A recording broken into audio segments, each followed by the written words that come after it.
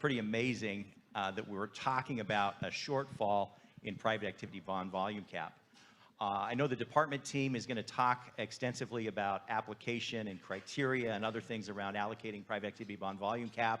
We're going to do a follow-on session this afternoon and get in more detail in terms of how we use volume cap. The most important thing you can all do right now is reach out to the congressional delegation from Oregon and tell them you need a 25% LIHTC test as opposed to a 50% LIHTC test. We can give you talking points, whatever you need on that. I know there's a lot of expertise in this room around that issue. That is absolutely key in terms of preserving LIHTC and making our volume cap go further. There's a lot of very compelling arguments as to why that works, why that's a good thing, and why that needs to be sustained. In terms of what we're seeing in terms of maximizing the use of existing volume cap, and I'd say here the good news is we've got some headwinds, no question about it, but we also have done a pretty amazing job as a state, collaboration among advocates, local housing authorities, the state, the Private Activity Bond Committee. I know we've got representatives here of all of those players in terms of working together, leaning in together to make sure we stretch our volume cap as far as possible, which allows us to keep really a tremendous pipeline of projects from earlier this year on track for closing this year. There's lots of other options for tax-exempt financing. We're going to talk in our session this afternoon, and this isn't a pitch for the session, but please show up. We'd love to have a great conversation with all of you on this. There's definitely really strong movement towards looking at 501c3 bonds, tax-exempt bonds with greater flexibility in terms of affordability and other requirements on those that don't require volume cap. So I think there's some really interesting developments there. We're going to do our first project, hopefully before year-end, with what we call recycled volume cap. It doesn't generate new tax credits, but it preserves long-term tax-exempt financing by reusing short-term bond cap. There's just really a lot of innovation in this space, most of it around moving from strictly affordable projects to mixed income or even workforce projects with higher rents that can support higher debt capacities if we do in fact find ourselves in a circumstance where we don't have volume cap.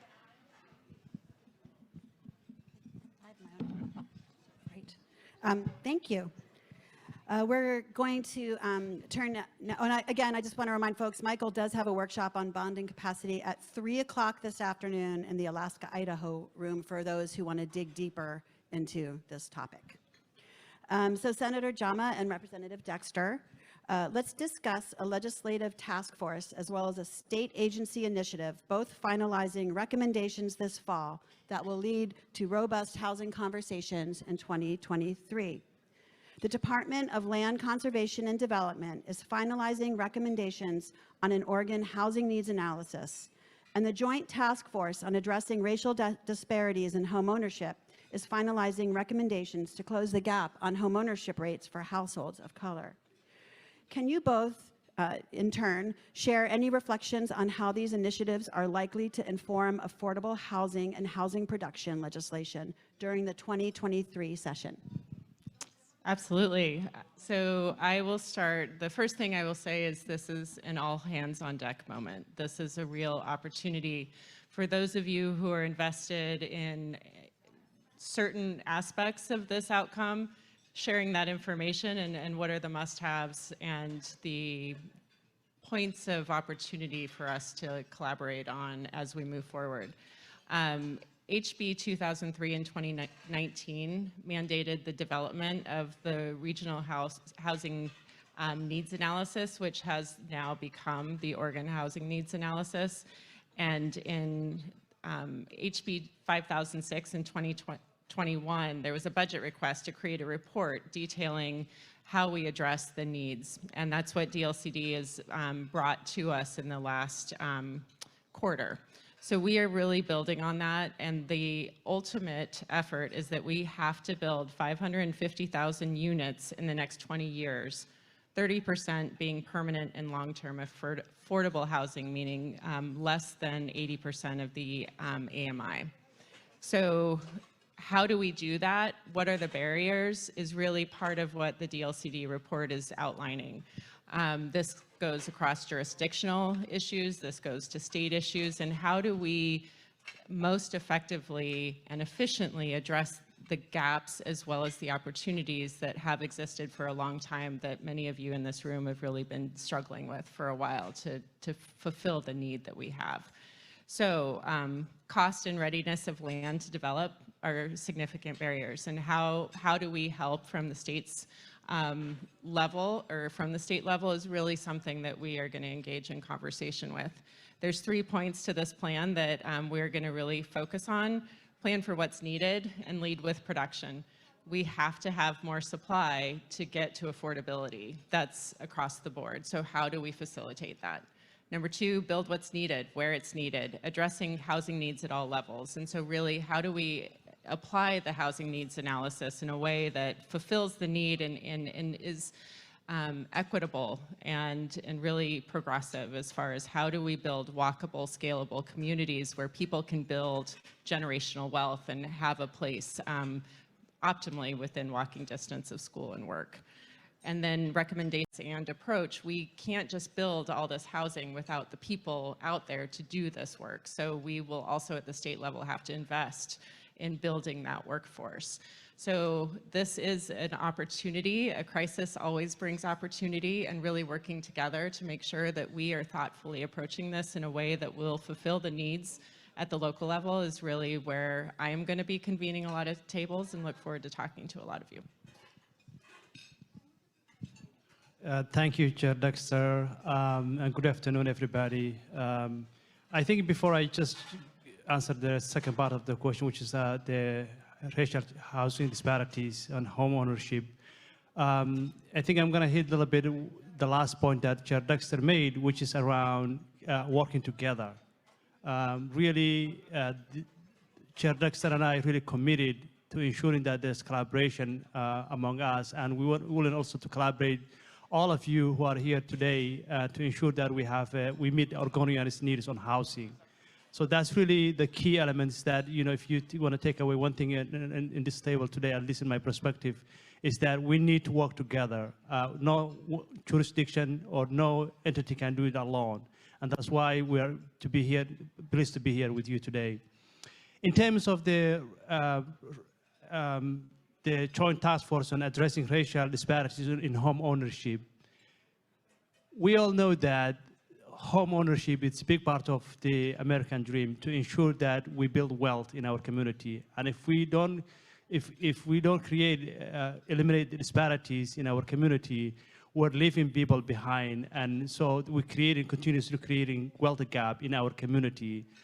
So we have to really address, and the task force that was created to deal with it is a long time coming. And so in 2021 session, House Bill 2007 created a task force. And the task force simply was asked to do a couple of things. One of the things that has been asked to do is assessing the work that previously the same task force did in 2018, 2019, and proposing legislature to eliminate discrimination and reduce preventive home ownership among people of color in Oregon. It's a large task force, 16 members. It was appointed by the House Speaker and the Senate President, and really it was chaired by Chair Senator Manning and Chair Ricky Lewis. Those are the two folks who really led the charge among the many other task members. The task force was prioritized for 3 main issue areas. One, finding an organizational capacity. Funding organizational capacity is important. Institutional and regulatory considerations and models of asset building. Those are 3 areas the task force has been asked to address. And they come up some recommendations that we're hoping to address in the upcoming session. And those recommendations are I'll mention a few of them. One of the recommendations that task force came up with home ownership and fair housing allocations, funding for all Oregon housing community services for institutional support and down payment assistance. Ensure fair housing and anti-bias laws applying to appraiseries. A special purpose of credit board program for Oregon housing community services to fully cover cost of home ownership through flex lending program. And finally, asset building through home equity. Those are some of the key areas that they mentioned. And I want to conclude that in order to address disparity in home ownership, it really, we have to really tell the history of people who are impacted by this issue. And in 2019, report has been done. The black home ownership in our community was about 32%. And Latino community members are not that far behind, about 40%. That is not acceptable to us, should be not acceptable to all of us. And in conclusion, even myself, 10 years ago, I was displaced in this neighborhood, we are sitting here today, and I was able to move into the East County borderland area because I was getting support from the programs to provide subsidies and provide home ownership assistance. So we can do this. So that's where I'm going to leave. Thank you so much. Thank you. You guys, both Representative Dexter and Senator Jama, you talked about working together. And so in the spirit of that, can you talk a little bit about, so the OHCS Oregon Housing and Community Services has submitted a legislative agenda requesting over $800 million for the 2023 session. So in the spirit of all of us working together, what advice do you have for the folks here in this room about how we can best support the budget request? Thank you. I'm going to mention a couple of items, and then I will pass the mic to my colleague, Maxine Dexter. I think the first piece that I want to mention is to engage local policy development work groups, and also write your legislator, send the ideas to us. We really want to hear from you, and have conversations about keeping upfront in people's minds in this issue. So engaging with us and making sure that we hear from you is really will be a key. And also sharing with each other is programs that you are advocating, and that will be really key, because instead of advocating your own program, we can really do collective engagement around this, making sure that we have the budget that needed to, how we can support Oregon Housing Community Service budget. Thank you. I guess the only thing I would add is, in that spirit of working together, is that we need to have sharing of information as well as sharing of best practices across jurisdictions and with the state. So OHCS's outcomes that they are going to be driving for with those dollars really is going to be facilitated by the local jurisdictions and the people on the ground doing the work. So helping inform us about what are the sideboards, what are the information sharing systems, what are the how do we enforce policy? Like, I think that we can pass policy, but we need to be able to enforce it. So what is the information that you need and that we need to be sharing so that we can make sure that the policy we pass is actually implemented and sustained in a way that is as intended? And I think that is a really great opportunity right now that you can lean into with us to make sure that those dollars are used most effectively. Thank you. Council President Peterson. Housing Oregon members are involved with early discussions in cities like Eugene and Bend, exploring voter approval for construction bonds and/or homeless supportive housing service measures. What advice do you have, or what lessons learned are there from the Portland Metro campaigns that you would share with those from outside the Portland Metro area? And what can any of us do at a local level to pass a bond measure in our own hometown? That's a great question, and it really, while I have really great partners to my right and left at the state and federal government, we all know that there has been disinvestment over time from both the federal and state levels in many of these things, including transportation, which feeds into this conversation about a housing crisis and an affordability crisis within our state. So I am very pleased to have these partners with us now, because obviously we've had to fill in some gaps while we have ramped up at both the state and federal level. And so being able to pass the affordable housing bond measure in 2018 and then the supportive housing service measure in 2020 have made all the difference in being able to be the stopgap in this region. And so what I would just say is, this is more than just a bond measure or a supportive housing service measure. There are so many other things that we are doing at Metro in conversation, and I think a lot of what you heard from our state senator and state rep are getting close to that, is that we need to make sure at the local level that we are also reducing the cost of construction, right, at the local level, and figuring out how to reduce those barriers. And one of the things that we're doing is making sure that we have enough land supply in the urban growth boundary and being open to expansions that get us more housing, because this isn't just about affordable or low-income housing, it's about all housing. So we are currently in the middle of something that we thought we'd never do, but it is within our authority, and that is a land swap from one jurisdiction to another jurisdiction within the urban growth boundary.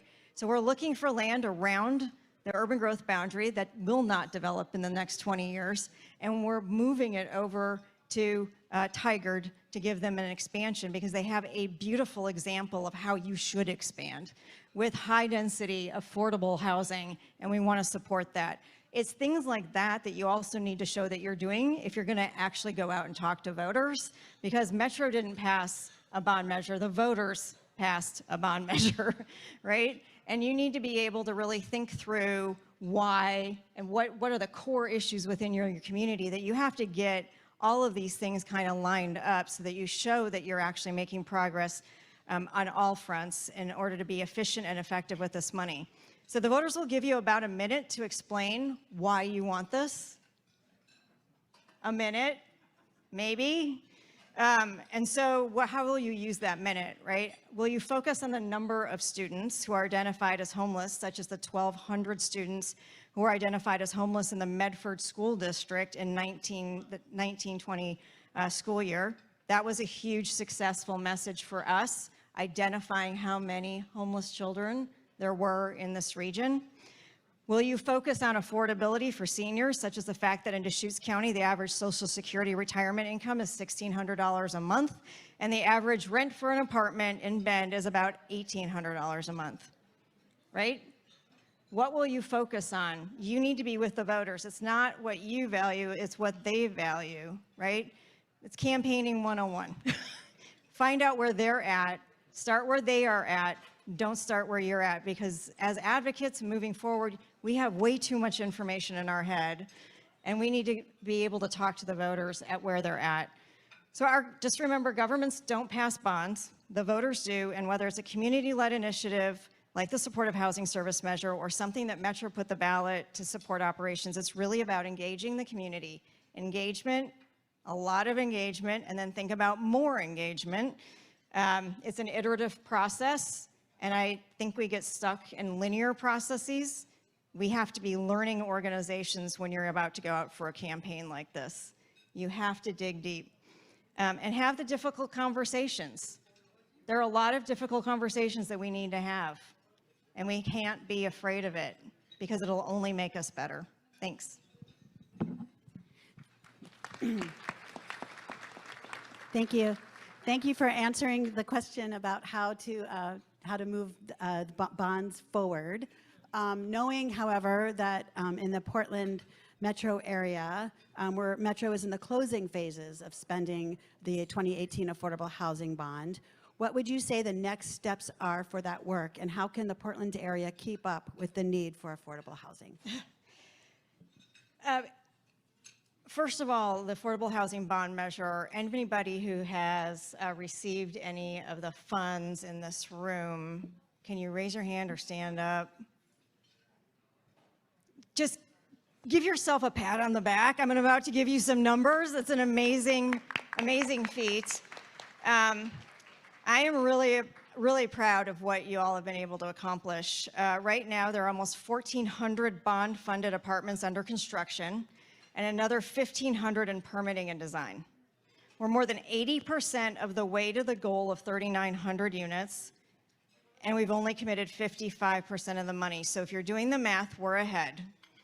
We are going to overachieve, which is great, because it means that we're in a better position for any of the money coming into the region to show that we can actually get shit done, right? So what I would say, we have to keep moving forward and work with the legislature to make sure, right, that there is a continuous fund, because Metro's money is kind of the last money in, right? It's not funding the entirety of the project. It's helping push projects over and into success. So I think we want to make sure we're pushing and we don't lose sight that yes, Metro could put something back out to the ballot. It may not look the same. Our needs might have changed. There's more conversations, more difficult conversations that we still have to have about home ownership being a part of anything that goes forward. What does a home ownership model look like? And how much do we need? And who are our partners and how much have they raised? And do we have to put as much in next time? There's a lot of questions. And I don't know the answers to all those because we haven't completed this program. But because it has been successful, we should definitely start having a conversation soon. But now I'm going to be very frank with you. Metro is in a field that we have never been in before. At this point, because Metro is not a local government and we are not the state, it means that we will have something on the ballot every single year for the next 8 years. Okay?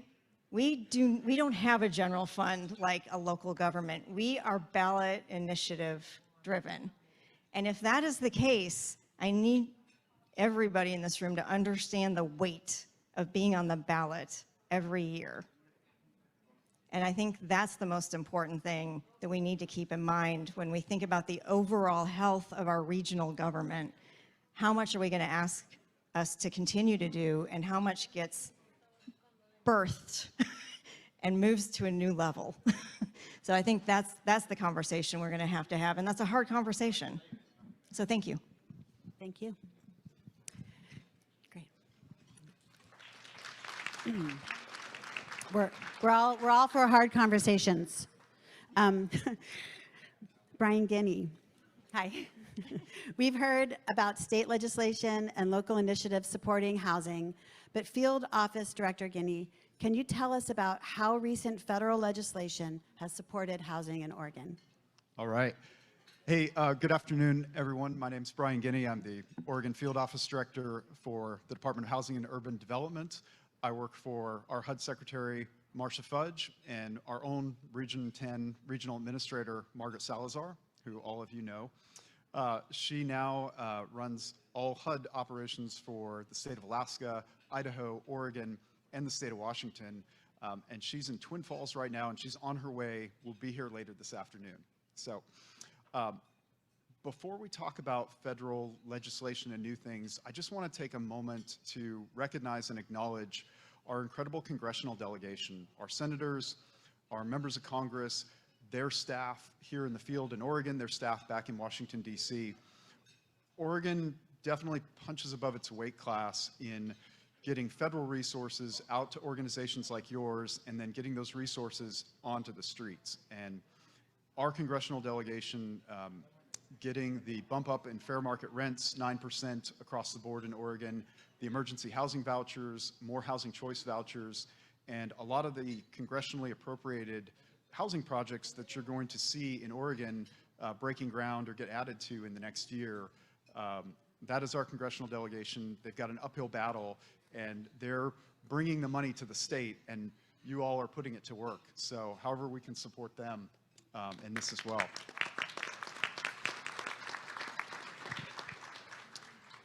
I want to talk for a second, President Biden's American Rescue Plan, $2.6 billion in Treasury assistance funds came to the state of Oregon, the state and local fiscal recovery funds.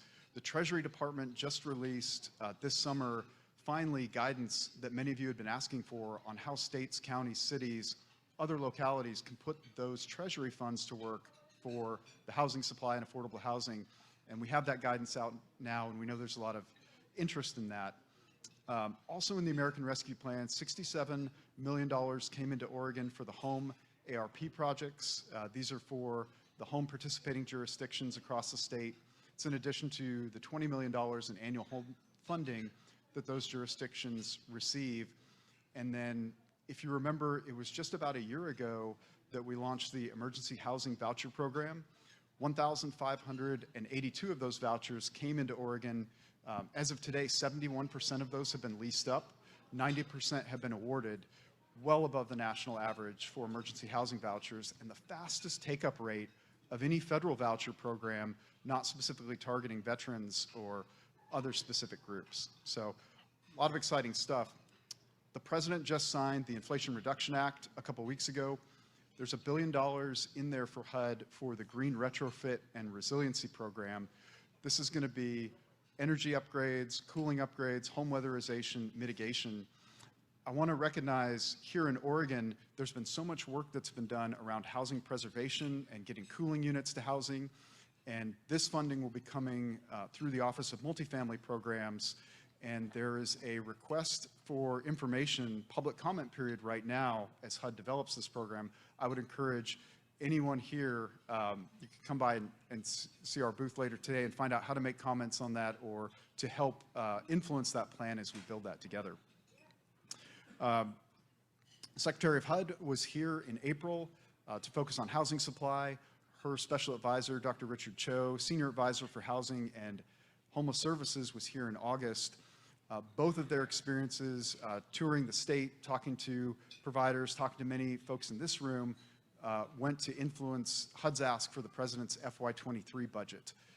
This is $32 billion in more housing choice vouchers, $35 billion for the Housing Supply Fund, which will go to state agencies like OHCS for housing supply work, and probably most interesting or important for this panel, $50 billion in mandatory funding for low-income housing tax credits. So again, if you can give our congressional delegation a shout out and get that budget through, we will put that money to work here in Oregon. But what I really wanted to talk about this morning, a couple announcements. 251 new housing choice vouchers are going to be coming to Oregon. Yesterday, the Housing Authority of Clackamas County and the Housing Authority of Salem were informed that they had been selected of 18 jurisdictions in the country, 2 in Oregon. They've been selected for the Movement to Work demonstration project. This is going to allow,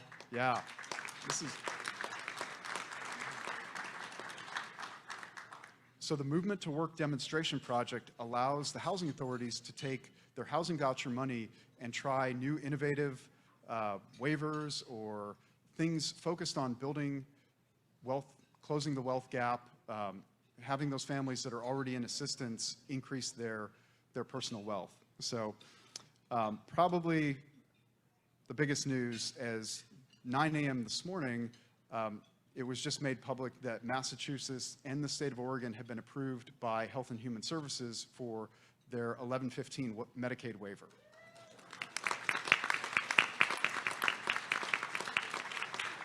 So again, many of the folks in this room have been working on that Medicaid waiver for many, many years. This is going to allow the state to bill Medicaid for things like rental assistance, for down payments, for housing counseling, and things like that. So a lot of good news coming into Oregon. Keep telling Congress that if you send these funds to the state, we'll put them to work, we'll get them out to your organizations, and we'll create more housing. Thank you. Thank you. Hot off the presses about the Medicaid waivers. That's super exciting. Thank you. So we have one more question that's going to be open to the panelists. And I think, I don't know where Brian just went, but I think we then can open up the, we could take a couple questions from the audience. We might have time. So we'll see how that goes. We have a hard stop at 1. And so question for, so think about if you have a really burning question. You may have a few minutes to ask it. But in the meantime, final question for all our panelists. How do we continue to create and sustain a sense of urgency, vision, and strategy around the housing crisis when faced with an electorate weary with homelessness, COVID, economic stresses, and political tension? This is a softball question for the last part of our time together. And so whoever feels like they want to take this one on, please do.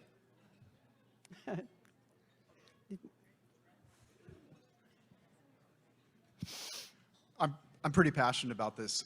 We have to tell our story. We have to do a better job, us as the federal agency, in telling your stories, in telling what the state is doing. I mean, the last couple of years, we have been head down in a vacancy crisis, COVID, wildfires, drought. It just keeps coming.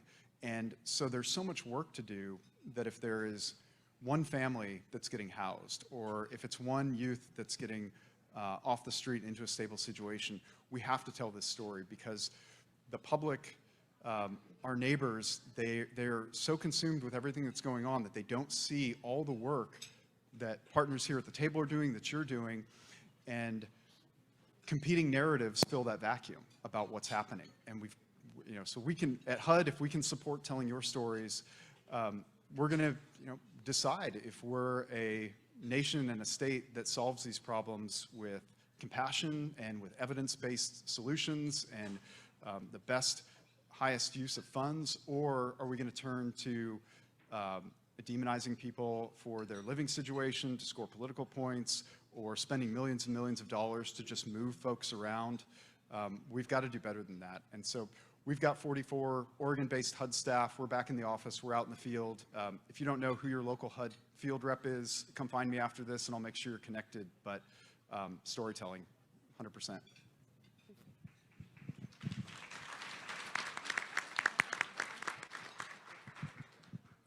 So your work is being recognized in the Trib today. If you read the editorial, it says Lynn Peterson was correct. That's never happened before. because I believed in you. And what I did is in January said in 6 months, there'll be a visible difference on the street. That does not mean the problem goes away, but there'll be a visible difference on the street. And it's because we were able to house 1,600 people, right, with the supportive housing service measure, because there were places to go. And we were able to keep 17,000 people out of homelessness in the same time, right? So that's not me being right, that's you doing the job that you said you would do, and doing it really well. So every one of you should be very proud of what's been accomplished over the last year with all of the resources coming in. We have to keep that momentum up. The big issue is, how do we tell that story when economic headwinds are coming? And the flow into homelessness could increase at a higher rate than we're actually bringing people out. So that's what we're doing at Metro, is we're going to try and tell the larger story. It's what we do well. We have a lot of data about economic conditions and what's going on in the region, and we are going to start working on that story, but that means we need information from you. And over the next couple of years, the amount of data that we're going to be looking for at Metro is going to increase. I don't want to increase a workload on you, but I need you to understand why we're doing it. It's because we're trying to tell the bigger story of your success. And I think that's what every single one of the jurisdictions needs to actually focus on, is telling that story in the economic conditions we have, the efficiency that's going on, and not just the number of people served, not just the number of units, but the total complete story of where we're headed. And I think that's what people they want to know. Where are we headed? And can you keep up this rate, right? Can you keep up this rate of success? And I think that's where we're going to focus. Well, I think what I want to add to this conversation is that Senate was appointed about 20 plus months ago. A few sessions I was part of it. We were able to spend, I think, probably out of collectively about $1.4 billion, both in the legislature. Those money is coming from federal as well as the local and the state combined together. That's quite significant resources. And I think going to the point is, President Lynn mentioned it, is that the success is important, the story is telling. But the reality is that to create a sense of urgency also, we have to understand that this is really a challenging moment for all of us. This issue has been created over 4 decades and decades to make it. We cannot fix overnight. But in the meantime, also, when we can make areas that we can make an impact, we should be able to do that and celebrate with that, smaller victories and create milestones as well. That's how we can address this issue. That's how we need to together collectively make efforts to ensure that all Oregonians are housed. But it will take a time, and every milestone matters, and we have to celebrate those milestones. I think, yes. I show up to this as a physician. I take care of people every day. I'm a pulmonary and critical care physician, so throughout COVID, I've seen the impacts of health on the stressors in people's lives. And we have people on the edges at every level. So what I would say is keeping Oregonians in the center of this, making sure that we are all working together. There's a unique alignment right now, knocking on doors, campaigning. Every door wants to talk about the housing crisis, homelessness, the unaffordability, that they have their children in their basement and they really want them to be able to start out on their own. This is universal. This is not a partisan issue. We are, I said I wouldn't say this out loud, but we are almost governor agnostic at this point, because every person who comes into that position is going to understand that this has to be job number one at some level moving forward. So we have this opportunity to share learnings and to be collaborative and be innovative across spaces that sometimes we don't always engage and truly build trust. And that is what we're going to have to move forward with. We have to have durable policymaking so that 30 years from now, we're not looking back wishing that we had applied our learnings and really created durable programs and sustainable ways of making sure this never happens again. And as a physician, I will tell you, I've never seen anything like this. My patients are really struggling when they can't take their medications because they have to pay rent, and then they end up in the hospital with bankruptcy. It's a lose-lose situation. So we have to have urgency by keeping those people who need our programs at the center of everything we do.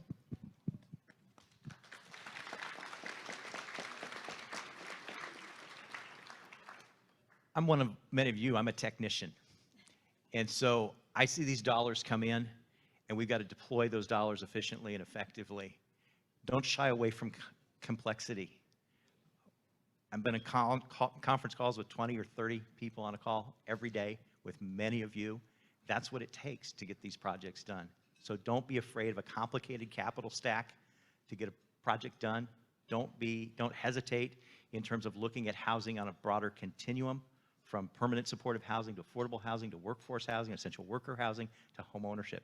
If we look at those projects and we look at opportunities on a continuum, we can deploy these resources more effectively. We can do greater storytelling, and we can get people on board across a range of communities and interests to get the right results. So just a huge thank you for this panel and all the work that you're doing. Thank you. I think we have time for maybe one question. So whoever can get to Brian first.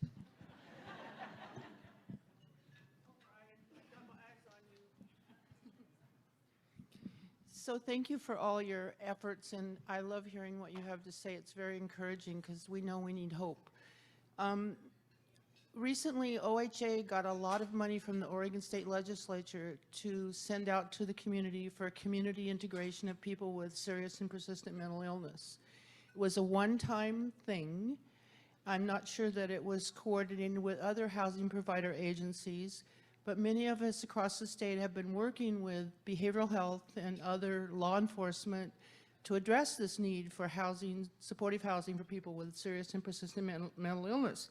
And so I'm concerned that this one-time infusion of funding, where do we go from there?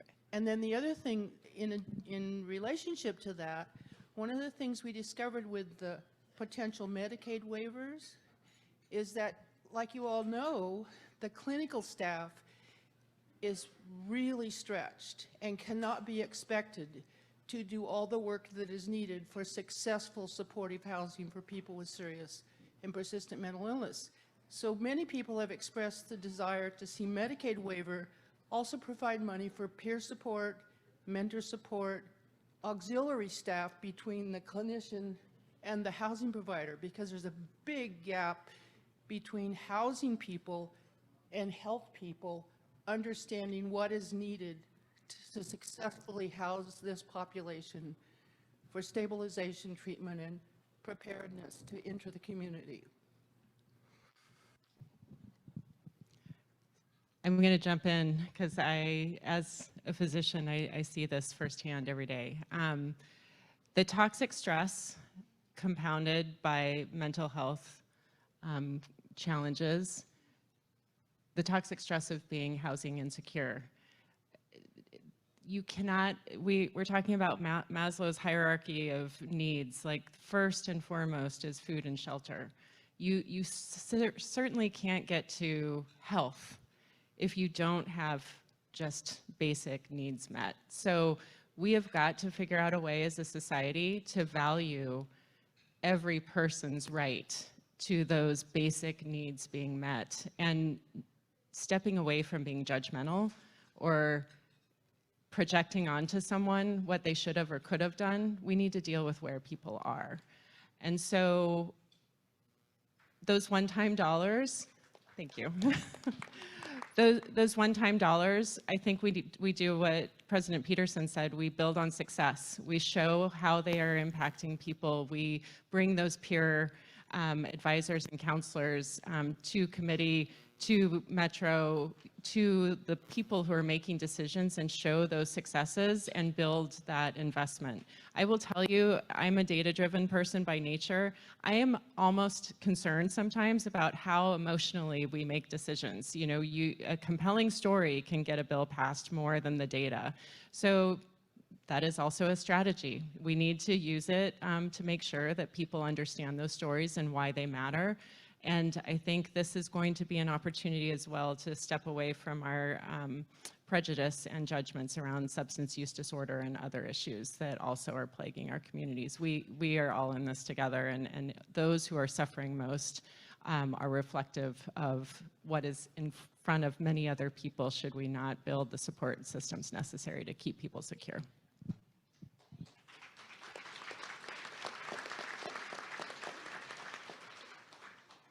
I think I'm going to quickly add to what Chair Dexter said, is that not everything has been experienced the same different in communities. So particularly in community of color and the immigrant refugee communities are struggling disproportionately.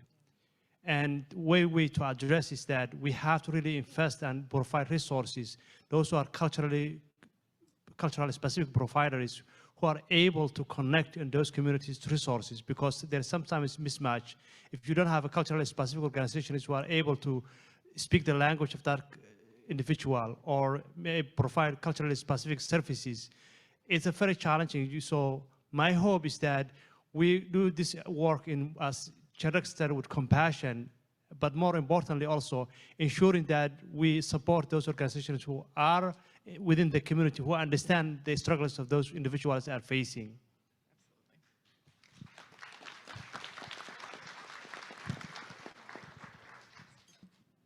Okay. All right. I'd like to ask everyone to thank our wonderful panelists for being here today with us over lunch. Thank you so much.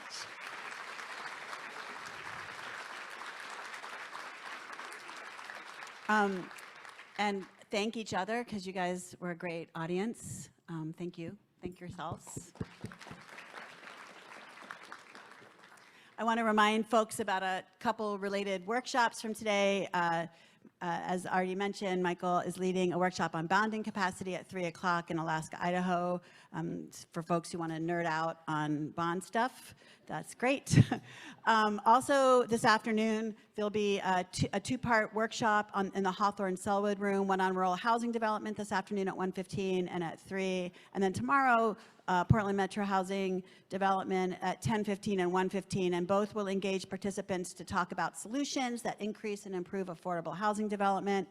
And for those staying after the afternoon conference sessions this afternoon, Housing Oregon's annual membership meeting is at 4:45 this afternoon in the Mount St. Helens room across the hall. Hope to see some of you guys there. I'll be there, followed by a no-host bar social in the lobby at 6, and then our Gala and Leadership Awards ceremony back here in the ballroom at 7. Anything else, Brian? I wanted to add one more workshop since the theme of telling our story was brought up several times. Our allies from the Here Together Coalition are doing a workshop tomorrow, Housing Justice Communications 101 with Here Together and Strategies 360, to help teach you all how to tell your story about the success you're making with putting these resources to use. Tomorrow, Thursday at 1:15 in the Ross Island/Morrison room. Thanks, everyone. Enjoy your break before your next sessions.